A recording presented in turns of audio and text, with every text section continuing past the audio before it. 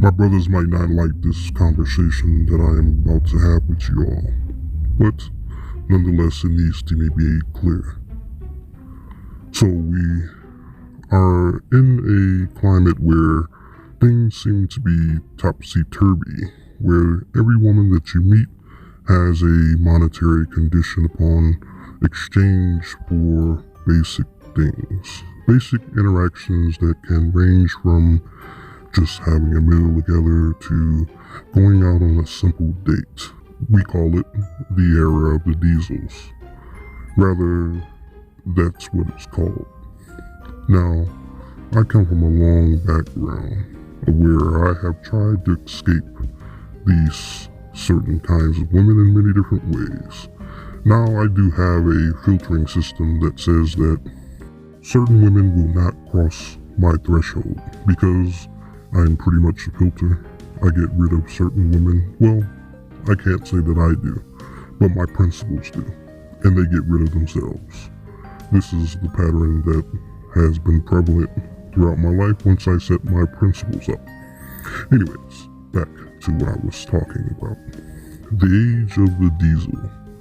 This is something that I have been reluctant to talk about because, once again, it's something that I wish to get away from. But, nonetheless, it finds me, it seeks me out, and it tries to force my hand. Because it takes a certain kind of man to be able to garner the attention of so-called hoes. It takes a certain kind of man to also be able to maintain these women, which we consider hoes. Now, this was going to be one of the topics that I put on my Patreon, because I do have a Patreon. I just have not revealed it to people, because there are a lot of things that I want to talk about, but I have not released the videos on those things because I have much work to do here. I have a lot of things that I wish to discuss with you all here before I bridge you over to a new type of content. But once again, back to what I was saying. The age of the diesel. The age of the diesel is described in many ways. It's mostly described that we have come to a quid pro quo type of relationship in regards to men and women base nature interactions. Meaning that now the women want to charge for every interaction, and that it can be monetized in such a way that it seems more like a transaction. Kind of such as the way we view the lifestyle of the whole. But I am here to tell you that there is a clear difference, and I'm going to use a simple analogy to explain such. Now, we have many people who come into this space, the space of conscious thinking people, men and women, and we have plenty of posers. How do we differentiate the posers from the people who are the actual factual? We do this by way of consistency. We look at their actions, we snuff out their interactions that they have with others, we monitor and we watch the decisions they make based upon their own ideology and compare it to our own within this community. Now, we run across plenty of men who claim to be red pill. This has been a talk that is almost in tandem with this current talk about the diesels. The talk that there are men in these sectors who exist, who serve as a forefront for the gynocracy, but have a hidden agenda to bring down and squash the voice of conscious thinking people within this community. The terminology that we have given these people are fake red pills. Why do we call them this? We call them this simply because once we get down to the base root and pin them in a point of black and white, rocking a hard place, they show their true colors. And we deduct this from their vehemently outward stance to uphold what the gynocracy stands for, which we all understand that the stance is the subjugation and use of male energy to prop up the system of the gynocracy itself. meaning that the blue pill world is basically what the gynocracy is fueled off of. It's fueled off of ideologies that do not primarily serve a man's purpose and existence. We often say that these men can be bought with a simple blowjob. This is true. They can be bought for less than that. But the point is that this means that they have within their heart and everything that they are the blue pill mentality, and that the outward appearance that you see, which is the spokesman that we consider red pill, is actually just a mask. It's nothing but a facade. And here's where I make the delineation in my point.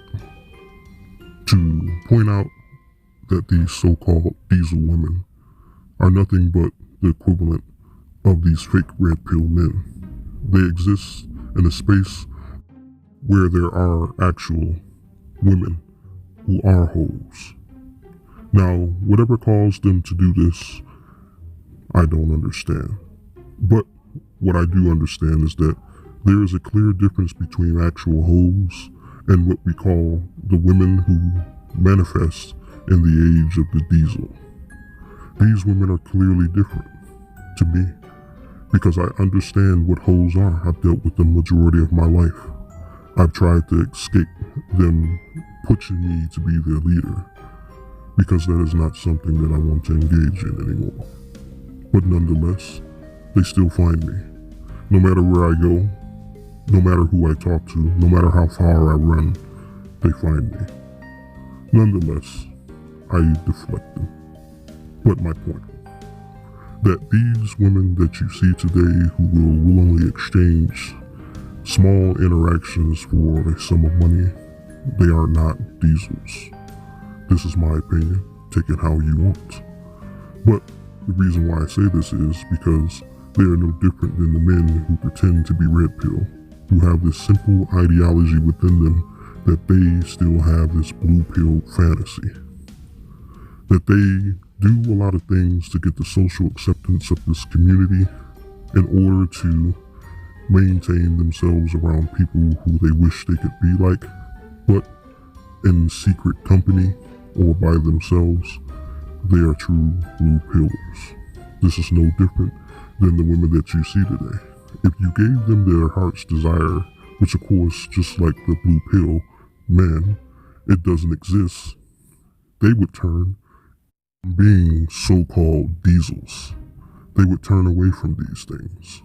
They would go back to the blue pill equivalent world for whatever diesels have.